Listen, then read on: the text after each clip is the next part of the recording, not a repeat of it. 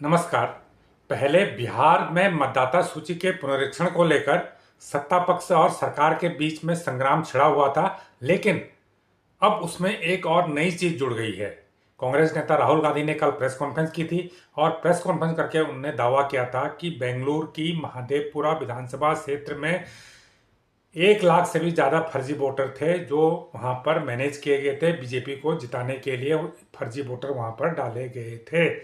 उन्होंने पूरी विधानसभा क्षेत्र की स्टडी करके उसके नतीजों को मीडिया को जारी किया और आरोप लगाया कि बीजेपी ने इस मॉडल का उपयोग लोकसभा चुनाव में कई सीटों पर किया, जिससे वो सत्ता में आने में सफल रही। इससे पहले राहुल गांधी महाराष्ट्र, हरियाणा, मध्य प्रदेश, छत्तीसगढ़ में भी मतदाता सूची में गड़बड़ी का आरोप लगा चुके हैं। अब इसका क्या मतलब है? देखिए, इससे ये बात तो साफ है कि इस मुद्दे पर, मतदाता सूचियों के मुद्दे पर जो गतिरोध सत्ता पक्ष और विपक्ष के बीच में चल रहा है वो लंबा खिंचने वाला है। चुनाव आयोग ने इसमें सफाई दी है। चुनाव आयोग ने साफ कहा है कि राहुल गांधी अगर जो आरोप लगा रहे हैं उनको सत्यापित करके दें, उनको एफिडेविट करके दें। हालांकि इसकी भी आलोचना हो रही है। लोग कह रहे हैं कि भाई एफिडेविट मांगने का क्या मतलब? अगर कोई सर्वे या कोई रिपोर्ट उजागर हुई है तो चुनाव आयोग को ये कहना चाहिए कि हम इसकी जांच कराएंगे और जो भी सच्चाई है वो सामने लाएंगे।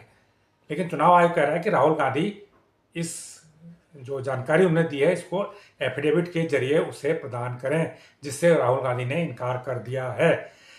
दूसरी बात यह है कि चुनाव की प्रक्रिया को लेकर, चुनाव की पहले ईवीएम को लेकर विपक्ष सवाल उठाता था, लेकिन ईवीएम के बाद इधर विपक्ष ने मतदाता सूचियों को ही मुद्दा बनाना शुरू कर दिया है और महाराष्ट्र के बारे में कहा गया कि वहां पर लोकसभा और विधानसभा चुनावों के बीच में बहुत सारे नए मतदाता जोड़े गए, जिसकी वजह से विपक्ष की विधानसभा चुनाव में वहां पर जबरदस्त हार हुई। अब ये आरोप कितने सही हैं, कितने गलत हैं, इसकी पुष्टि कोई नहीं कर सकता है, लेकिन इन आरोपों से, इन दावों से देश की जो चुनाव प्रक्रिया है उस पर सवाल उठ रहे हैं।